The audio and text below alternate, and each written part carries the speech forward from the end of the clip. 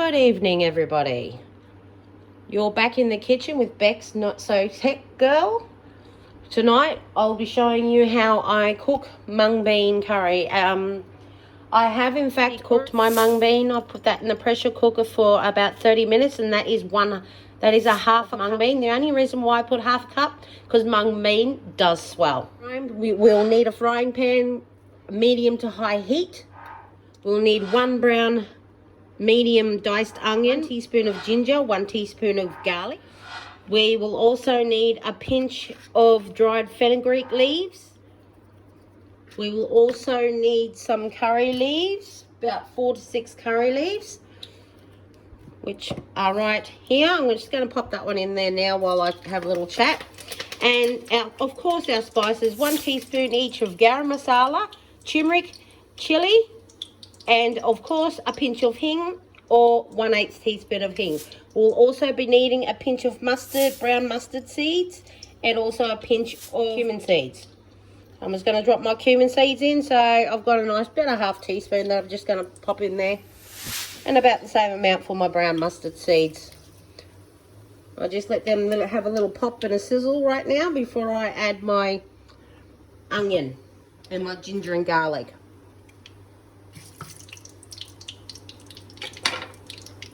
Going to add my ginger and garlic right now.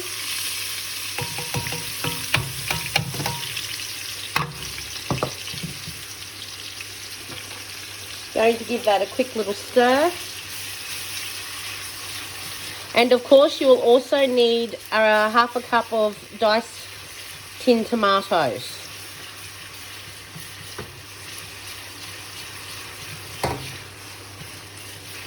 So I'm putting just the bases like I do every curry. And of course, this one would in fact taste different. Mung bean curry, or mung beans in general, is a good source of protein and fibre and all the rest of it. It's good for you.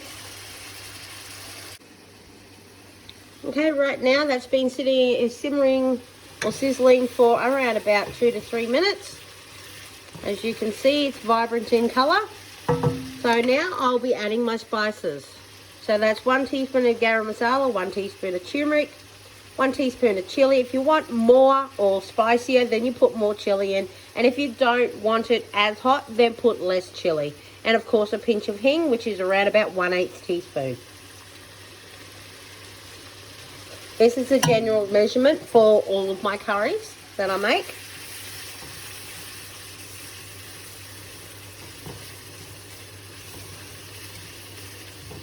I'm just going to let that simmer for a little bit longer, and then once that's done, I'll be adding my mung beans into my gravy or sauce. They actually call it gravy, but I'll call it sauce. Okay, now that they had simmered for maybe another 1 to 2 minutes, I actually transferred my mung bean into my curry-based sauce. As you can see, it's all runny right now, but that's okay because there's water. I put the water and everything in anyway. Just a tip: when you do go to put your mung beans into the base of your sauce, just tip a little bit of the water first, stir it around so it gets the gravy consistency. So when you actually put the rest in, it won't burn. So you've already got like a water consistency, so it will blend together. Once it's cooked, I will come back and I will show you just exactly how I know when it is cooked. This is the time where I will add my 1 teaspoon of salt. Sprinkle that one in there. Now, salt in a curry, sometimes, do you know what? The salt, actually for me, the salt will bring out the flavour of your curry. So when you say order a curry online or something like that and it tastes quite bland, try adding a little bit of salt to see if that will actually fix or help with the flavour. Okay, I'm going to let that sit on the stove on the medium to high heat for around about 5-10 minutes, and I'll be back. Now that the mung bean has had 5 to 10 minutes worth of simmering, do obviously stir it as well. As you can see, around the edge of my pan, I have a ring just there.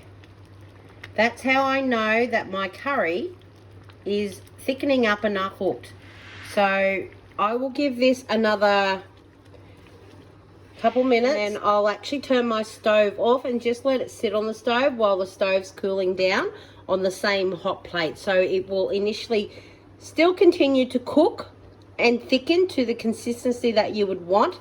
Usually, like, even the consistency it is right now, that's fine, you can have it that way, but I like to let it sit for a little bit and then I'll actually serve it. This is best eaten with fresh roti bread, which I will make at a later date, or for this particular purposes I'll be using frozen puff pastry cut into squares, and I'll actually lightly brown them on both sides for ourselves later.